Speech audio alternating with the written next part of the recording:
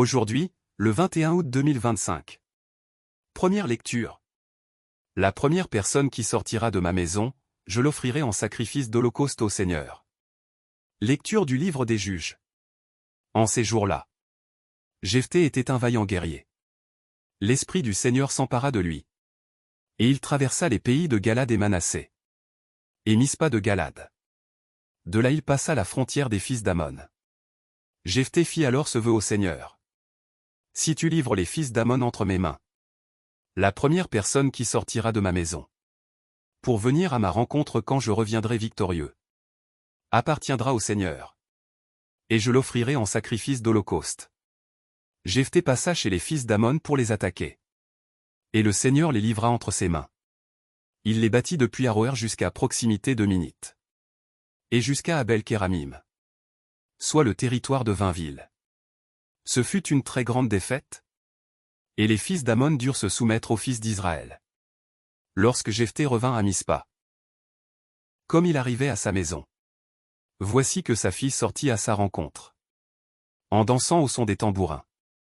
C'était son unique enfant. En dehors d'elle, il n'avait ni fils ni fille. Dès qu'il l'aperçut, il déchira ses vêtements et s'écria. « Hélas, ma fille, tu m'accables. C'est toi qui fais mon malheur. J'ai parlé trop vite devant le Seigneur. Et je ne peux pas reprendre ma parole. » Elle lui répondit. « Mon père, tu as parlé trop vite devant le Seigneur. Traite-moi donc selon ta parole. Puisque maintenant le Seigneur t'a vengé de tes ennemis, les fils d'Ammon. » Et elle ajouta. « Je ne te demande qu'une chose. Laisse-moi un répit de 2 mois. J'irai dans les montagnes pour pleurer ma virginité avec mes amis. » Il lui dit. « Va. » Et il la laissa partir pour 2 mois. Elle s'en alla donc, avec ses amis, dans la montagne. Et pleura sa virginité. Les 2 mois écoulés, elle revint vers son père. Et il accomplit à son égard le vœu qu'il avait prononcé. Parole du Seigneur. Nous rendons grâce à Dieu. Psaume. Me voici, Seigneur. Je viens faire ta volonté. Heureux est l'homme qui met sa foi dans le Seigneur. Et ne va pas du côté des violents. Dans le parti des traîtres. Tu ne voulais ni offrande ni sacrifice. Tu as ouvert mes oreilles. Tu ne demandais ni holocauste ni victime. Alors j'ai dit, voici, je viens.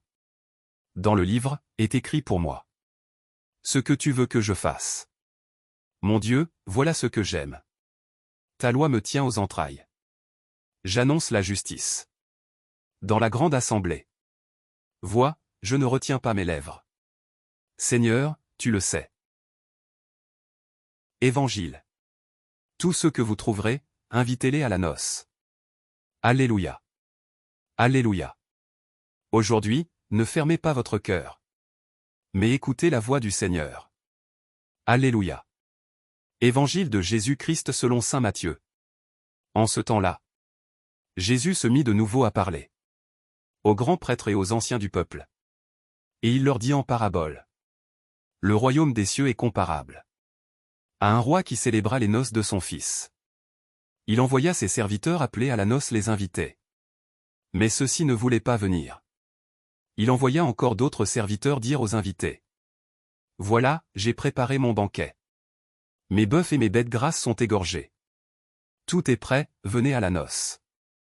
Mais ils n'en tinrent aucun compte et s'en allèrent. L'un à son champ, l'autre à son commerce. Les autres empoignèrent les serviteurs, les maltraitèrent et les tuèrent. Le roi se mit en colère. Il envoya ses troupes, fit périr les meurtriers, et incendia leur ville.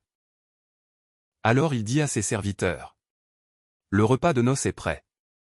Mais les invités n'en étaient pas dignes. Allez donc aux croisées des chemins.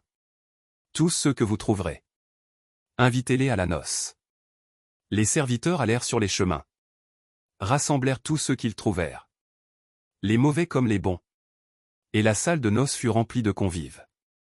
Le roi entra pour examiner les convives. Et là il vit un homme qui ne portait pas le vêtement de noces. Il lui dit.